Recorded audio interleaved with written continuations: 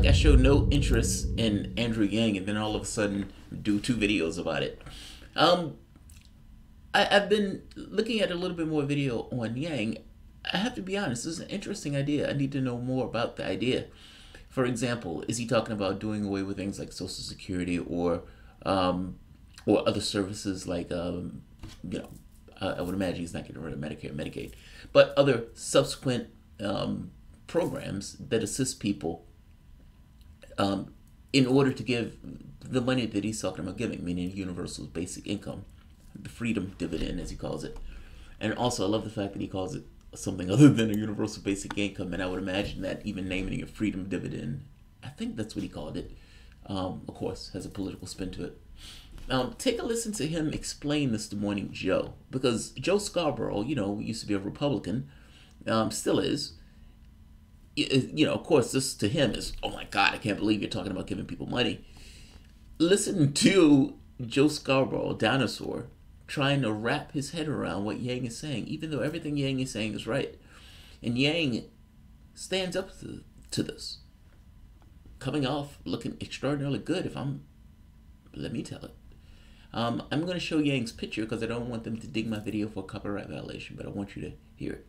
So I'm going to start it off here, but I'm going to flip to something else.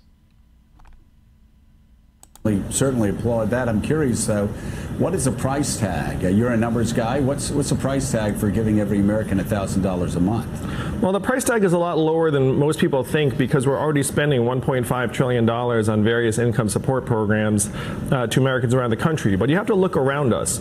Who are going to be the big winners from AI and new technologies? The big winners are going to be Amazon, Google, Facebook, Uber. But I'm curious because I actually entered politics because I was concerned about the national debt. Do you know actually what the price tag would be, paying every American $1,000 a month? Yeah, it's about $1.8 trillion a year past current expenses. But the way you get there, Joe, and we all know this, how much did Amazon pay in taxes last year? 0. And meanwhile, Amazon's sucking up $20 billion in business every year, putting 30% of American malls out of business. And so what we need to do is we need to pass a value-added tax that would get the American people a slice of every Amazon transaction, every Google search, every robot truck mile.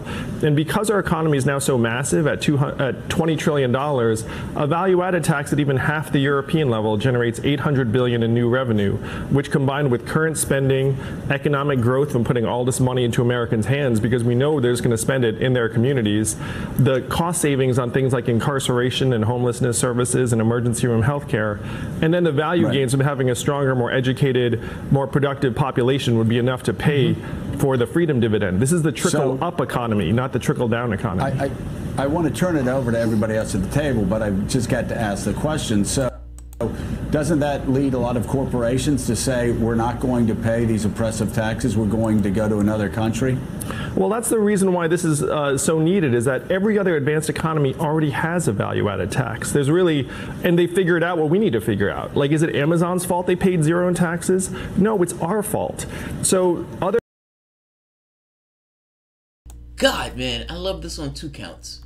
It's not an act of God, it's an act of policy. It is not Amazon's fault to some degree.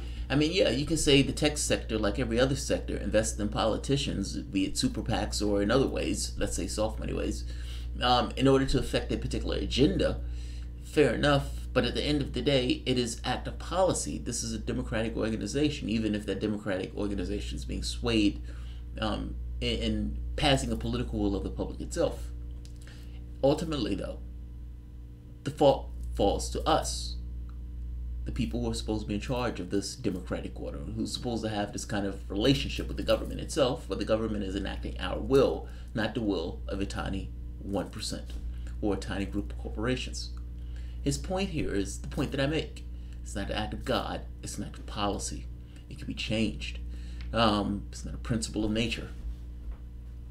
The second point that he makes, he connects homelessness, crime, drug use. He connects all of these societal ills with the fact that these people don't have access to the things that they need, be it healthcare, be it a clean environment, whatever that is. He's making the point that the ills in our society, the money that we spend on prisons, the money that we spend on things trying to deal with the ills of our society can be dealt with at a more primary level, meaning before they get to the point of being ills. Oftentimes, problems have a hard time being solved at the level of the problem itself. Sometimes that problem stems in other things. You know, this disease condition that you found has another process that's creating the disease condition. It's not a thing in and of itself. The difficulties that we have in our society with these issues, like crime, is it possible that that's connected to maybe something else that roots a little bit deeper, such as, let's say, the economic well-being of the individuals and the people throughout our society? God, I love it. I love it. I love it. All right, I'm going to end this here because this one was just going to be relatively quick. I heard this and I loved his answer to these questions, specifically with Joe Scarborough. Joe Scarborough being a Republican. Feels like I have peanut butter in my mouth. It's late. I don't know if I'm going to have any more videos, but we'll see. But that's it. Andrew Yang, I like this video. Oh, there's one more Andrew Yang video. Oh, I gotta find that. It was a controversial video. Andrew Yang said something that pissed a lot of people off, but I don't think Andrew Yang was wrong in what Andrew Yang was saying. And I would make an argument that the way our society, you know, particularly the gun violence or the terrorist attacks throughout our society, Andrew Yang, to some degree, has been shown to be accurate on this. Not accurate, but it's shown that he's not entirely wrong in being paranoid in that particular direction. I'll say it that way. I'll see you guys in a few. Thanks all. If you enjoy the content and you find yourself coming back here often, please consider supporting the content through Patreon or through PayPal. Thanks, everyone.